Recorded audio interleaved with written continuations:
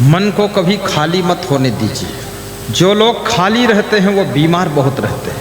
हमेशा बड़ा लक्ष्य बनाइए, मन में प्लानिंग कीजिए। कुछ तुम्हारे पास है कि नहीं है छोड़ो, लेकिन प्लानिंग आपकी बहुत बड़ी होना चाहिए। धीरू भाई अंबानी जब पेट्रोल पंप पर नौकरी कर रहे थे 400 रुपये महीने की, उनसे पेट्रोल पंप के मालिक ने पूछा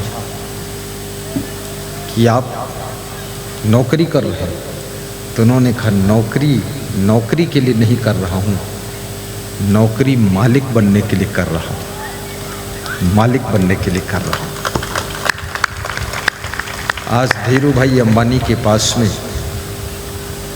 लाखों पेट्रोल पंप हैं, जियो के नाम से, पहले रिलायंस के नाम से थे, जियो के नाम से, और डीजल पेट्रोल के तेल की रिफाइनरी कंपनी है। मैं देख कर आया हूँ, 40 किलोमीटर लंबी, 40 किलोमीटर, 40 बीघा नहीं, 40 किलोमीटर लंबी।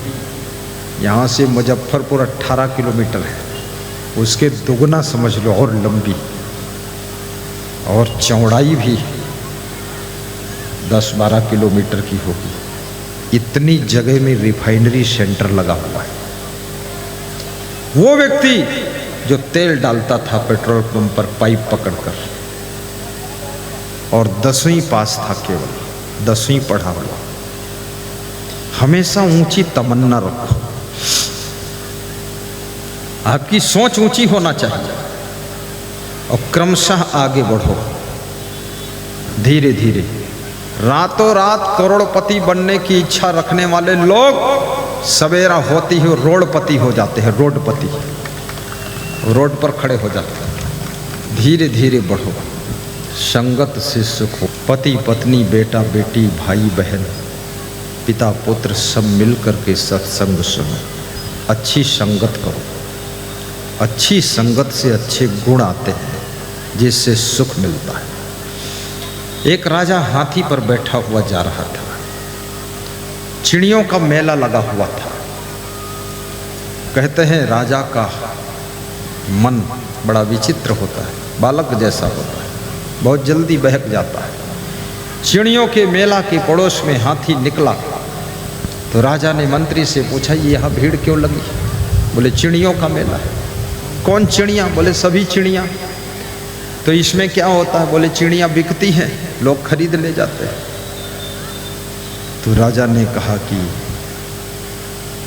हम भी एक चिड़िया लें। देखिए राजा का मन हो गया चिड़िया लेने का। मंत्री को भेजा कि देखो जाकर चिड़ियों का रेट क्या है।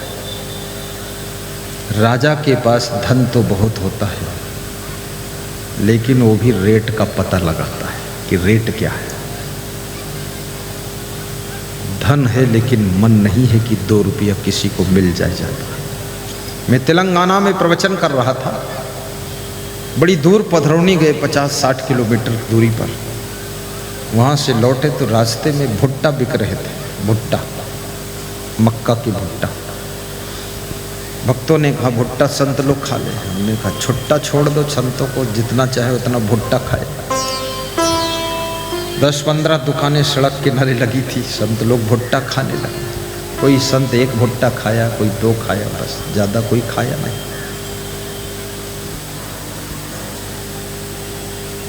सभी दुकानदारों को मैंने कहा जितने दुकानदार हैं, इनको सबको कम से कम 20-20 रुपया बिना भुट्टा के भी दे दो, ताकि इनका मन खुश हो जाए। 20-20 रुपया।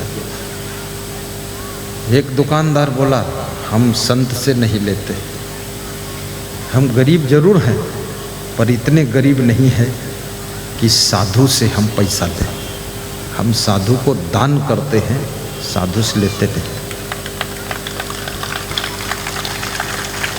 नेपाल तरफ से आश्रम में भक्त आते हैं, थोड़ा चावल, थोड़ा दाल, थोड़ा नमक, मिर्चा, थोड़ा आटा या गेहूं लेकर आते हैं पोटली में। तो मैंने कहा इसको क्यों लाई?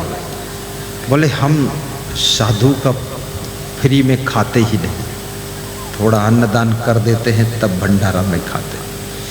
कन्या का भोजन फ्री में नहीं करना चाहिए और साधु के आश्रम में भंडारा फ्री में नहीं खाना चाहिए।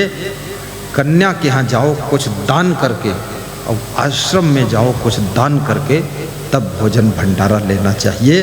तो हमें इतना पुण्य मिलता है कि उस पुण्य से हम बहुत उन्नति करते हैं।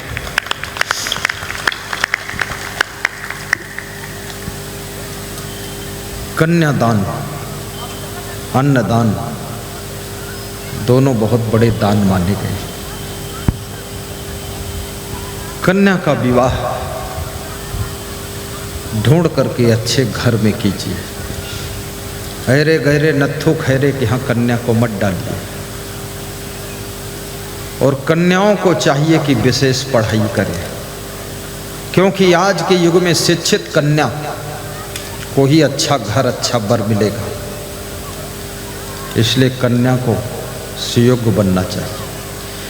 बेटों को भी अच्छी पढ़ाई करना चाहिए, अच्छी उन्नति करना चाहिए, क्योंकि माँ बाप अपनी कन्या का विवाह उसी बेटे के साथ करना चाहते हैं जो जमाई या तो सर्विस करता हो या बिजनेस करता हो, उसके घर में धन बरसता हो, अच्छा मकान हो, अच्छी गाड़ी हो, उसके यहाँ लोग अपनी बेटी देना चाहते हैं। अगर आप जीरो हैं, बहुत दिन इंतज़ार करते रहोगे कोई पत्नी मिल जाए, तो पत्नी नहीं मिलेगी, मिलेगी तो कोई कुतनी ही मिलेगी, पत्नी नहीं मिलेगी। इसलिए बेटों को भी पढ़ाई मन लगाकर करना चाहिए। योग्य आदमी की तलाश करने वाले लाखों लोग हैं और जिसमें कोई योग्यता नहीं है वो इंतजार करता है कोई मेरा चुनाव कर ले, उसका चुनाव करने वाला कोई नहीं है। इसलिए अपने को योग्य बनाइए, कोई गुण होना चाहिए। उत्तर प्रदेश का कमिश्नर कह रहा था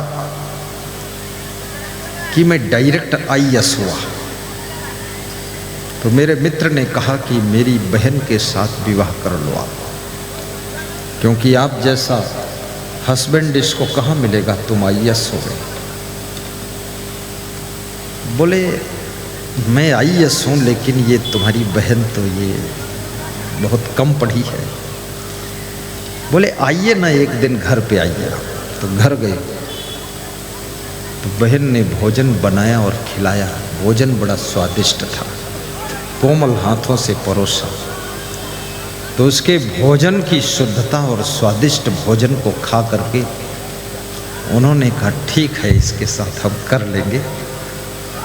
क्यों कर लोगे? तो बोले कम से कम सुबह शाम भोजन टेस्टफुल खाने को मिलेगा, ये झंझट खत्म हो गया। कोई गुण होना चाहिए, दुनिया में गुणवान का ही चुनाव होता है। इसलिए गुणवान बनो और धनवान भी बनो, महान भी बनो, चरित्रवान भी बनो और सुंदर स्वभाव बनाओ।